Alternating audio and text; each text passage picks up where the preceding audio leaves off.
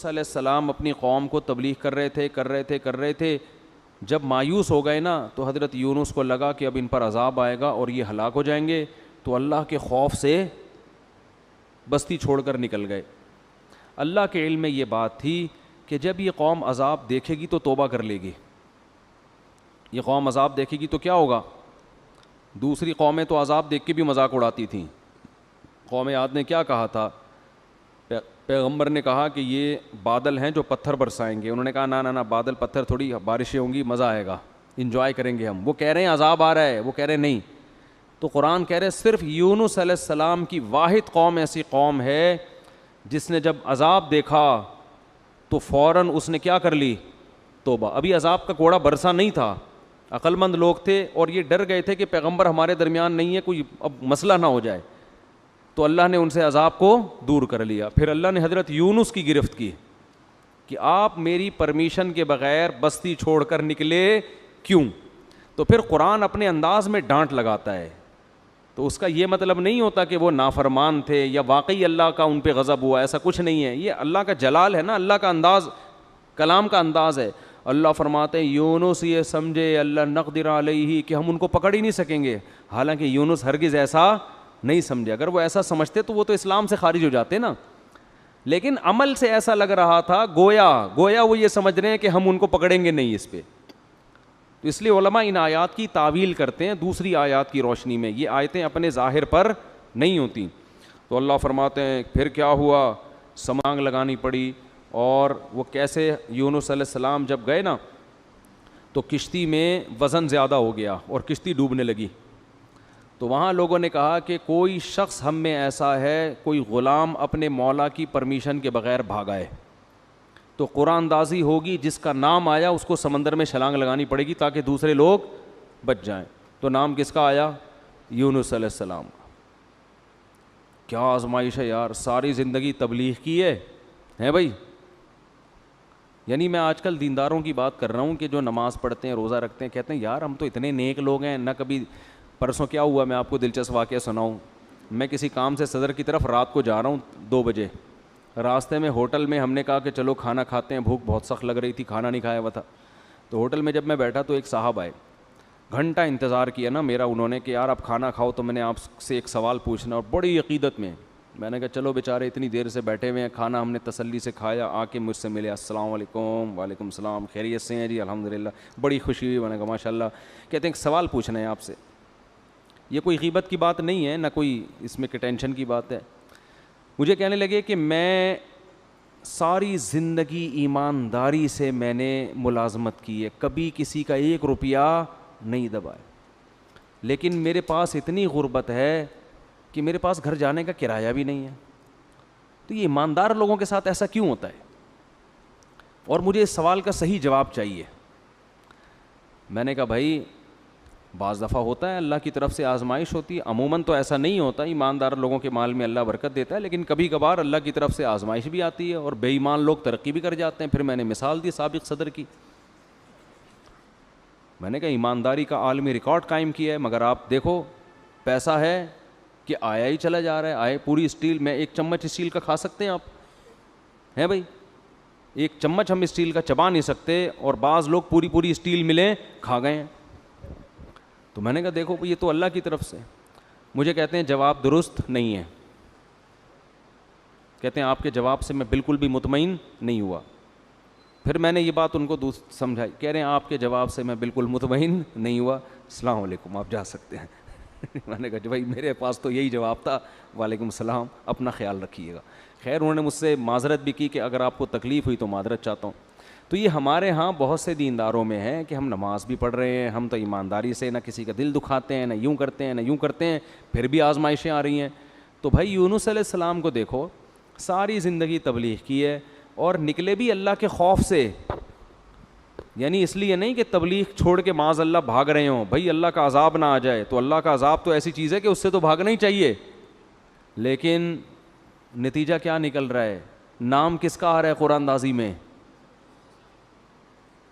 حضرت یونس کو تو سوچنا چاہیے تھا کہ اللہ جب میں تیری ساری زندگی میں نے تبلیغ کی ہے اور اب عذاب آ رہا ہے تو میں بھاگ رہا ہوں, تو کنوینس کا انتظام کس کے ذمہ ہے بھائی.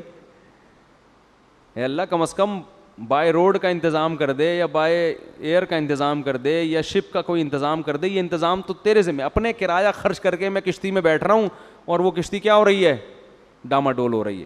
تو اس وقت ان کو خیال آیا ہوگا کہ کشتی میں ڈوبنے کا خطرہ ہے, کوئی بات نہیں, دوسرا کوئی بندہ یہاں سے اترے گا, ہم تو بچیں گے کیونکہ ہم تو اللہ کے پیغمبر اور بہت نیک. عجیب بات, کسی کا نام نہیں آ رہا. نام بھی کس کا آیا ہے؟ یونس. تو اب جب نام آیا تو بھی اللہ سے شکایت نہیں کہ یہ کیا ہو رہا ہے میرے ساتھ. کنوینس کا اللہ نے کوئی انتظام بھی نہیں کیا پراپر ہے بھائی, اور ایسی کشتی میں بٹھوا دیا جو اب کیا کر رہی ہے, ڈوب رہی ہے. اور اللہ نے تو مجھ سے بڑے بڑے وعدے کیے تھے. اور اب اتنے درجنوں لوگوں میں نام کس کا آ رہا ہے؟ میرا. کچھ بھی نہیں ہے. چلو سمندر میں چھلانگ لگائیں گے, کوئی پھٹا وٹا مل جاتا ہے, کہیں تیر کے آدمی چلا جاتا ہے, کچھ نہ کچھ دیر تو زندہ رہتا ہے نا. ادھر سمندر میں چھلانگ لگائی اور مچھلی منہ کھول کے کھڑی ہوئی ہے, لے بھائی مچھلی کے پیٹ میں. لیکن ایک حرف شکایت کا نہیں آ رہا. قرآن ہمیں یہ سب کیوں بتاتا ہے؟ اللہ سے اچھا گمان رکھو. ہر غلطی اپنے کھاتے میں ڈالو. ہر غلطی نہیں بھی ہو تو بولو میں غلط ہوں. ہر غلطی کس کے کھاتے میں؟ بھائی میں ہی غلط ہوں. مجھے یاد ایک دفعہ ہم جب چھوٹے بچے تھے نا, اس وقت تبلیغ والوں میں بڑا جوش ہوتا تھا, اب بھی ہے لیکن وہ والا جوش رہا نہیں ہے. وہ بڑا جوش ہوتا تھا بھائی. وہ جب 3 دن کی جماعت آتی تھی نا, پورے محلے کو ہلا کے جاتی تھی. وہ ہر ایک کو لے کے, کوئی گٹر کے ڈھکن پہ بیٹھے ہوئے اس کو سمجھا رہے ہیں, ادھر لے آ کے چائے پلا رہے ہیں. بڑا اب بھی ہے لیکن ظاہر ہے جو چیز شروع میں ہوتی ہے اس میں جوش زیادہ ہوتا ہے. تو وہ بہت محنت تھی. تو کیا کہہ رہا تھا میں؟ نہیں مچھلی کی بات. ہاں, تو مجھے یاد ہے ان میں ایک ساتھی تھے, انہوں نے جماعت میں بہت وقت لگایا ہوا تھا, سال لگے ہوئے تھے ان کے, اندرون ملک بیرون ملک, بڑے محنتی اور بڑے متحرک. تو ایک دن وہ بس میں میرے ساتھ بیٹھ گئے, ہم سفر کرنے لگے. تو میں نے ان سے بات کی, میں نے کہا اللہ نے آپ سے بڑا کام لیا ہے, بہت کام لیا ہے, بہت لوگوں کو اللہ نے آپ کے ذریعے ہدایت دی. تو مجھے کہتے ہیں بھائی میں تو کام بگاڑنے والے لوگوں میں سے ہوں. تبلیغ میں کچھ لوگ ایسے لگے ہوئے ہیں جو کام کیا کر رہے ہیں, بگاڑ رہے ہیں. تو میں بھی انہی نالائقوں میں سے ہوں. مجھے ان کا یہ اسٹائل بڑا پسند آیا. میں نے کہا اتنا کام کر رہا ہے یہ بندہ, لیکن اگر ذرا سی کسی نے تعریف کر دی تو کیا کہہ رہے بھائی تبلیغ میں کچھ لوگ ایسے ہیں جو بیڑا غرق کر رہے ہیں تبلیغ کا. انہی بیڑا غرق کرنے والوں میں سے ایک میں بھی ہوں. اب کوئی بیوقوف ہوتا تو کہتے پھر نکل جاؤ تبلیغ سے, ٹھیک ہے نا. تو یہ تواضع ہے کہ بھائی ہم کیا کر رہے ہیں, ہم تو کام بگاڑنے والوں میں سے ہیں. تو اللہ کو یہی پسند ہے, دعوے اور بڑی بڑی باتیں نہیں کرنی چاہیے. تو یونس علیہ السلام کو جب مچھلی کے پیٹ میں گئے ہیں تو قرآن کہہ رہا ہے احساس ہو گیا یونس کو کہ غلطی کس کی ہے بھائی میری. کچھ غلطی ہوئی ہے, ورنہ اللہ غلط نہیں کر سکتا کسی کے ساتھ. فنادا فی الظلمات, قرآن کہہ رہا ہے اندھیروں میں پکارا.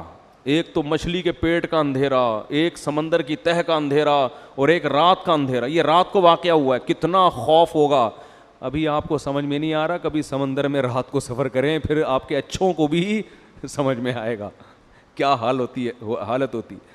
فی الظلمات لا الہ الا انت, کہ اللہ تیرے سوا کوئی عبادت کے لائق نہیں ہے. سبحانک, تو ہر عیب سے پاک ہے, تو ظلم نہیں کرتا. انی کنت من الظالمین, میں ہی ظالم ہوں. غلطی کس کی ہے؟ میری. قرآن کہہ رہے ہم نے مچھلی کو حکم دیا اگل دے بھائی کنارے پہ لے جا کے اس کو, بس یہی دکھانا تھا ہم نے.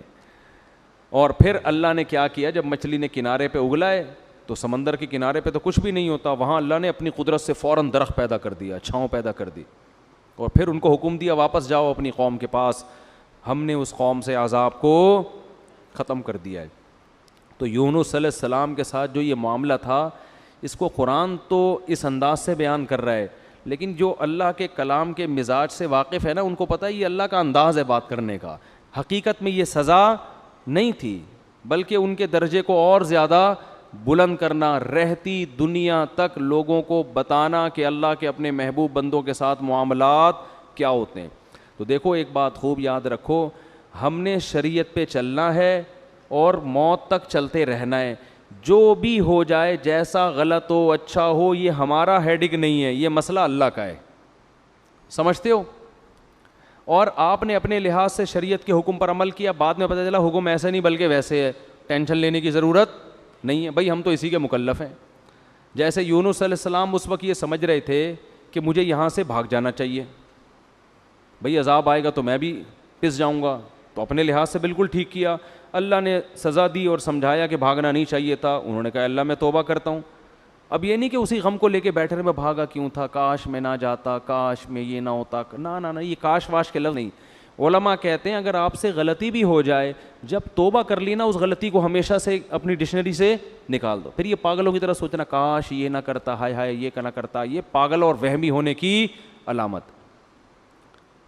غلط ہو صحیح ہو، جو آپ کے سمجھ میں آ رہا تھا آپ نے اس وقت کیا. غزوہ احد میں دیکھو نا 70 حضرات شہید ہو گئے، تو یہ نہیں کہ صحابہ بیٹھ کے بار بار یہ سوچ کاش ہم مدینہ سے باہر نہ نکلتے، کاش مدینہ کے اندر رہتے، اس نے یہ بولا تھا، انہوں نے بولا تھا مدینہ سے باہر جاؤ، انہوں نے مروایا ہے، اس نے یوں کروایا ہے، یہ کروایا.